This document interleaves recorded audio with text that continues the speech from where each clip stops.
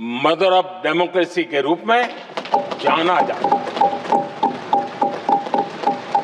हम तंत्र की जननी है। आदरणीय सभापति जी, मैं जब ये कह रहा हूं तो मैं 3 महापुरुषों के कोट इस सदन के सामने प्रस्तुत करना चाहता हूं। राजर्षि पुरुषोत्तम दास टंडन जी, मैं संविधान सभा के अंदर हुई चर्चा का उल्लेख कर रहा हूं।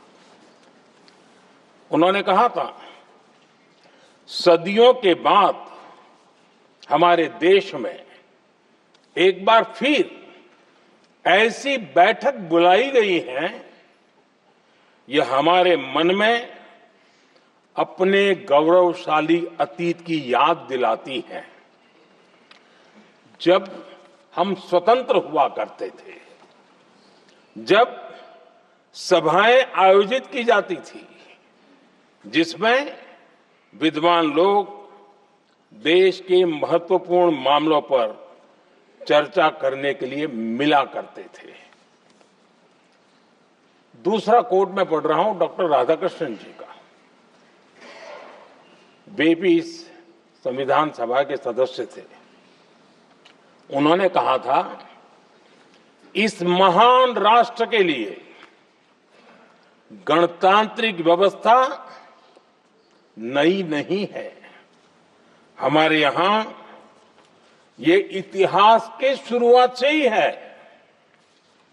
और तीसरा कोट मैं बाबा साहब आंबेडकर का कह रहा हूं। बाबा साहब आंबेडकर जी ने कहा था, ऐसा नहीं है कि भारत को पता नहीं था कि लोकतंत्र क्या होता है। एक समय था जब भारत में कई गणतंत्र हुआ करते थे। आदरणीय सभापति जी, हमारे संविधान के निर्माण की प्रक्रिया में हमारी देश की नारी शक्ति ने संविधान को सशक्त करने में बहुत बड़ी भूमिका निभाई थी। संविधान सभा में 15 माननीय महिला सदस्य थी और सक्रिय सदस्य थी। मौलिक चिंतन के आधार पर उन्होंने संविधान सभा की डिबेट को समृद्ध किया था। और वे सभी बहनें अलग अलग बैकग्राउंड थी, अलग अलग क्षेत्र की थी। और संविधान में उन्होंने जो जो सुझाव दिए, उन सुझावों का संविधान के निर्माण पर बहुत बड़ा प्रभाव रहा था।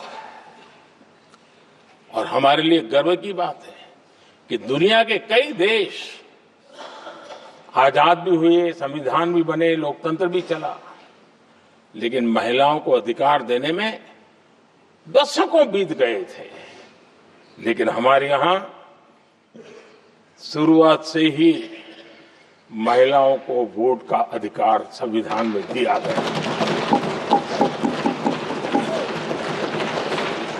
आदरणीय सभापति जी, जब G20 समिट हुई, उसी भावना को आगे बढ़ाते हुए, क्योंकि संविधान की भावना को लेकर के हम सब जीने वाले लोग हैं, हमने G20 की अध्यक्षता के दरमियान विश्व के सामने विमेन लेड डेवलपमेंट का विचार रखा। और विश्व के अंदर विमेन डेवलपमेंट से अब आगे जाने की जरूरत है। और इसलिए हमने विमेन लेड डेवलपमेंट की चर्चा को अंजाम दिया। इतना ही नहीं, हम सभी सांसदों ने मिलकर के एक स्वर से नारी शक्ति बंधन अधिनियम पारित करके हमारी महिला शक्ति को भारतीय लोकतंत्र में उनकी भागीदारी सुनिश्चित करने के लिए हम लोगों ने कदम उठाए। आदरणीय सभापति जी, आज हम देख रहे हैं हर बड़ी योजना के सेंटर में महिलाएं होती है।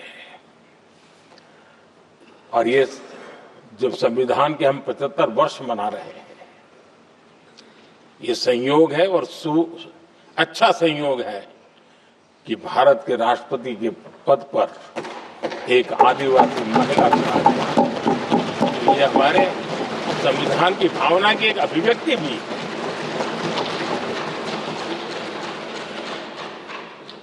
आदरणीय सभापति जी, इस सदन में भी